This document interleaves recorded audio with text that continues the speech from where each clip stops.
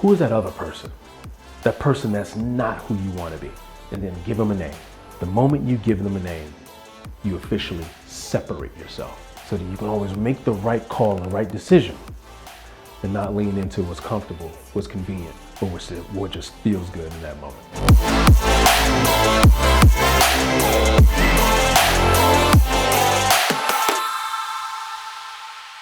What's up, heroes? We're in the middle of discipline week. Discipline is quite simply just doing what you have to do even when you don't want to do it. So you've got your goal, you've got your vision, you've got your execution plan, you know what you have to do to hit your goals, but you're gonna be tested. There can be times just because you know what to do doesn't mean you always lean into doing it, right? And so discipline is making the right decision in that moment. How do you lean into doing what you have to do in spite of what you want to do, in spite of what feels good or what's comfortable, in spite of what all the reasons and excuses why you shouldn't do it? How do you do it anyway? And that's what discipline is doing what you have to do even when you don't feel like doing it. How do you build up your discipline? You know, there seems like there are people that just have it, right? They just have these, they're rock solid pillars of discipline and they always, do the right thing in the right moment. Who are these people, right? And how do they get like that? I remember listening to a podcast by David Goggins. And if you aren't familiar with David Goggins, you got to go hear his story. He used to be big and overweight and wasn't really doing much with his life. He was just working, from job to job, doing very low level things. And one day his mind, he just flipped. And he's like, you know what, I'm doing something different. And I'm gonna go out and start running and, take better care of myself and do all this stuff. And he went on to start running marathons. And so like this crazy level of discipline. And it's like, how did he get like that? And so he tells his story. And one of the techniques he did what was it that that allowed him to be able to overcome all the, this past version of himself to become this ultra person, this ultra disciplined person. And this technique he used, he calls it the tale of two yous. And basically what the tale of two yous is that there's two versions of us. Imagine that there's the real us. This is the person that has the goal, that has the dream, that knows what it has to do, that has the responsibilities, that has to take care of things, that has obligations and lives up to them. Like this is the ultimate version of us. And then there's the immature us. Imagine it's like a kid throwing a tantrum. It just wants what it wants and it wants it now. It wants pizza. It wants to just watch Netflix. It wants to just hang with friends. It just doesn't want to do anything. It doesn't want any responsibilities. It just wants to live life up to the fullest, carefree, without a care in the world, right? That's the immature version of us. And what he said was, he basically separated himself from that person. He actually even gave it a name and said, this person isn't me. And the power behind that is recognizing that that's not who he was, that when he was in a moment of weakness where he had to make a decision, I could go for my run or I could lay here on the couch. He was able to recognize who was talking. And he said, you know what? That's not me talking. That's you. And he gave him a name, right? He said, that's you talking. That's not me. I'm gonna go for this run. And it sounds crazy, like he had this little internal voice, but he able to separate himself from the person that he didn't want to be anymore. And that allowed him to always lean into this person and make the right call. And I started to think, like, this is a crazy concept. Like, how would that apply to me? And so I got a piece of paper and I just started writing down I started defining these people. I said, who is this person? Who is the real me? And so I said, this person is strong. I like to think that I'm intelligent, goal-oriented, I'm a giver, family-driven. So I just started listing out all the things that this person is. Even if they all aren't things that I currently was, who is the ultimate version of myself, the person that I want to be? I listed out all the characteristics of that person. And then I said, okay, who is this person? Who is this immature me? And I said, well, this person is lazy. They just want to watch Netflix all the time. They spend too much time on Instagram. They love donuts. They're critical of people and don't always, speak the best language towards people. So I started listing out, that's all the people, the person that I don't want to be. And then here's the most powerful part. I gave him a name. So this is the real me. And I said, that person, I call him Rufus. And here's what happened. The moment I gave him a name, I was able to separate myself from that person that I didn't want to be. In that moment, now I knew who this person was. They had a name. I was able to say, actually, that's not me. That's actually a different person.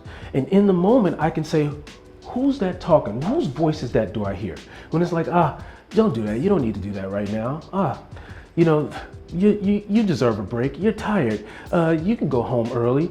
In that moment, I can recognize whose voice is that. Is that my voice or is that Rufus talking? Rufus, is that you? You better go over there and sit down because I'm gonna do this thing. So I remember one of my goals is that I'm striving to become husband and father of the year. Now, I don't know if that's an actual award, but if it is, I'm coming for it. And actually on my board every day, I write, husband of the year, father of the year, I call it HOY, OY. So I'm going for the OY award. And so one day I write father of the year on the board and I say, okay, what do I have to do today? I want to take my son to the park. And I had a long day at work. I'm filming videos. I have coaching clients and coaching programs, and I'm pouring into people all day long. And by the time I get to work, I'm just completely drained and I'm exhausted. And I remember that I committed to taking my son to the park. And I look over at my son and he's playing, he's 15 months old. So it doesn't take much to keep him content. He's in the corner playing with blocks and Legos and just throwing stuff and destroying stuff. And he's just having the time of his life. And there's a new show on Netflix. I'm tired. I got every excuse in the world. He's not gonna remember this day anyway. So I'm like, okay. A voice creeps up and like, you know what? You don't have to take him to the park today. He's not gonna remember it. He's only 15 months. Look, you're tired. There's a show on you wanna watch. Just hang out. You deserve it. You deserve to take the day off, right? You've done enough today. And what happened was I was able to say, I committed to taking my son to the park today. The family-driven me committed to taking my son to the park today. Who is that talking? Whose voice is that talking? Rufus? Rufus, is that you? Rufus, you better go over there and sit down because I'm taking my son to the park today. I don't know what you're gonna do, Rufus, but I'm taking my son to the park. And I got up and I took my son to the park. And you know what? If you follow me on Instagram, I post pictures and videos of him all the time. It's @the.morninghero. And so you see how much my son loves swings. I mean, every time I put him in a swing set, he just lights up. It's like the best thing in the world. So we're at the park and I'm pushing him and he's swinging and he's got this big grin on his face and his arms are flailing and he is just having the time of his life and he's looking at me and he's like, Dad, this is the best thing ever. And in that moment, I was husband and father of the year to my son. When I got home that day, I had a split decision to make.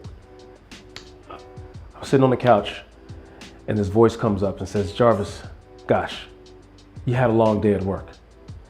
Look at him. He's fine over there playing with blocks. He will never remember this day. You can take today off. Watch that show. Watch that show you want to watch. I was able to say, who's talking? That's not me talking. That's a different person. And you know what?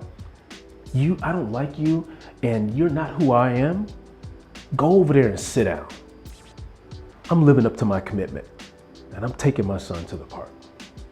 And so this concept of separating yourself, creating your two identities and being able to separate yourself and giving it a name, personify it, is powerful. Because now you can talk to that person as if they're a different person and you can recognize in any given moment who is talking, which one of those voices is talking in your head. So that's your assignment.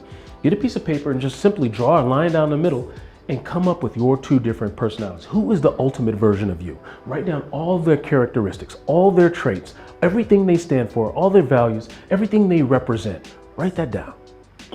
And then on the other side of the paper, who is that other person? That person that's not who you want to be.